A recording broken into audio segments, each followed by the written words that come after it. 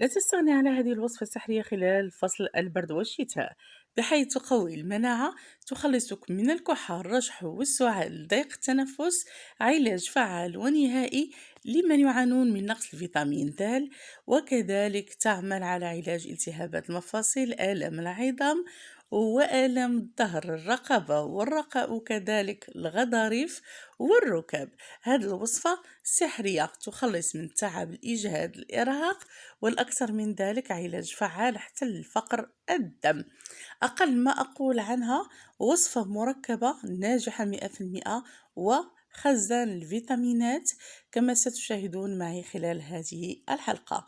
لا تنسونا من الضغط على زر لايك، ولا تنسوا كذلك تطبيق هذه الوصفات لكي يستفيد منها الصغار والكبار. هيا بنا على بركة الله.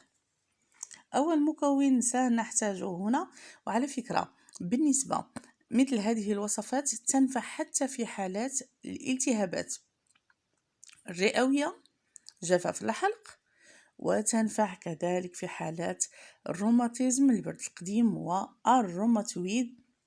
ولا يوجد أحسن من العلاج بالأعشاب خاصة الطبيعية منها ومثل هذه الوصفات.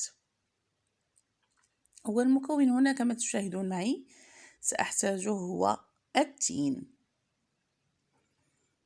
بحيث نعلم أنه ذكر في القرآن الكريم وفوائده الكثيرة والعديدة. أقوم بتقطيعه بهذا الشكل بالكمية التي سأقدم لكم.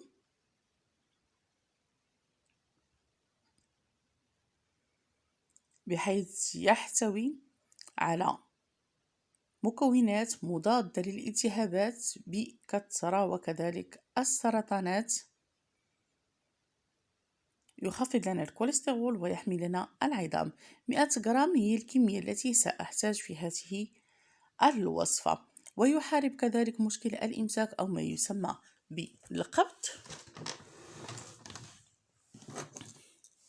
وينظف لنا القولون.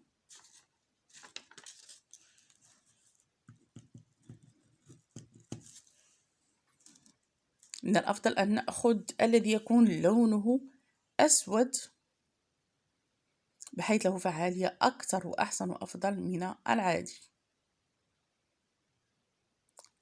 إناء أضع فيه الكمية التي قمت بتقطيعها، ولكن من الأفضل أن تفتحوها قبلا. وهنا دائما مع اتفاق سنحتاج مكون آخر، أو من بين المكونات التي أستعملها كثيرا ويزيد من المادة الهلامية التي تكون بين العظام، هو التفاء أو ما يسمى بحب رشاد.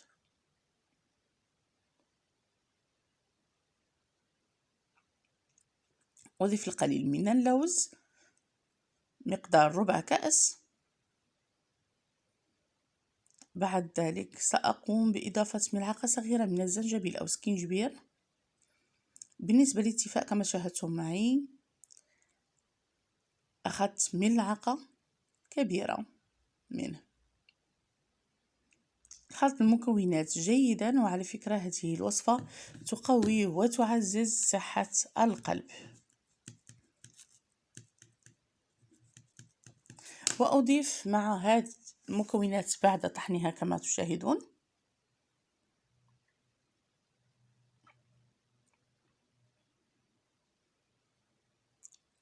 ملعقة صغيرة.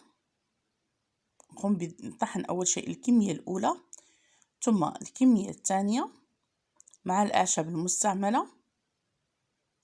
بعد ذلك أضيف ملعقة صغيرة من حبة البركة أو ما يسمى بالكمون الأسود أو السانوج.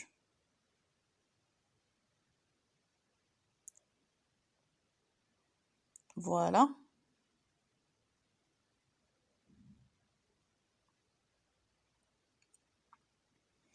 مكون نستعمله كثيرا أو يقل استعماله في فصل البرد، يكثر استعماله في فصل البرد والشتاء، ولكن للأسف الشديد نحن لا نستعمله كثير بالرغم من فوائده الكثيرة.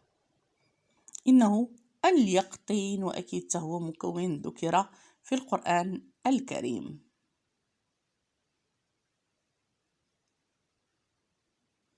خلط هذه المكونات هو جد مهم حتى بالنسبة للحوامل وحده، يعني ليس مع الخلطة في حالة إذ أرادت السيدة حامل استعمال هذه الوصفة يمكنها الاستغناء عن الأعشاب والاعتماد على المكونات الطبيعية فقط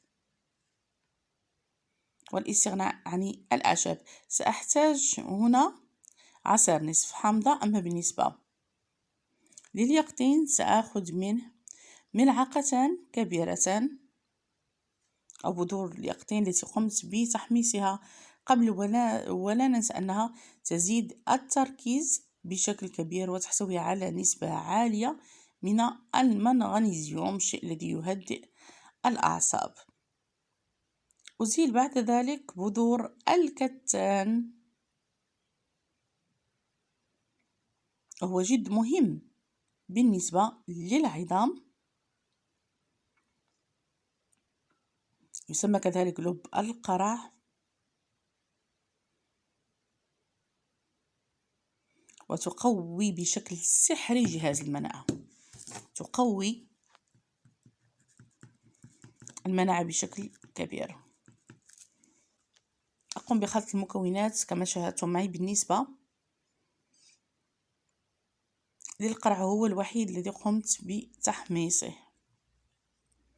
هذه الوصفة تعمل كذلك على زيادة الوزن.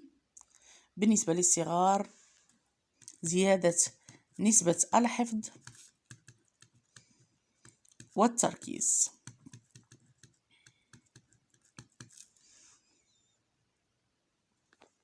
ملعقة من زيت الزيتون. وهنا نأتي لعملية التخزين. بالنسبة للإناء الزجاجي يكون نظيف ممسوح قبل، وعند وضع هذه المكونات نقوم بالضغط عليها، لا نترك الهواء بينها بالمرة،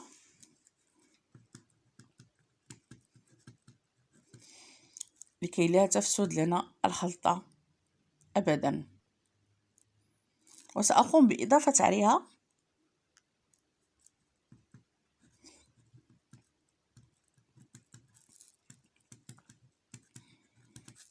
هذه الوصفة جد رائعة بالنسبة للسعال التحسسي، السعال الصدري، آلام الصدر، آلام العضلات، وكذلك تنفع في علاج الالتهابات والربو، وتذيب البلغم بشكل عجيب وغريب.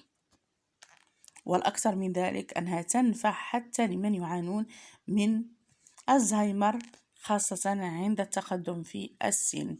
قليل من زيت الزيتون فوق الخلطة لكي لا تفسد، وبعد ذلك نقوم بغلق الإناء وندخلها للثلاجة. عند الاستعمال نخرجها قبل ونأخذ منها ملعقة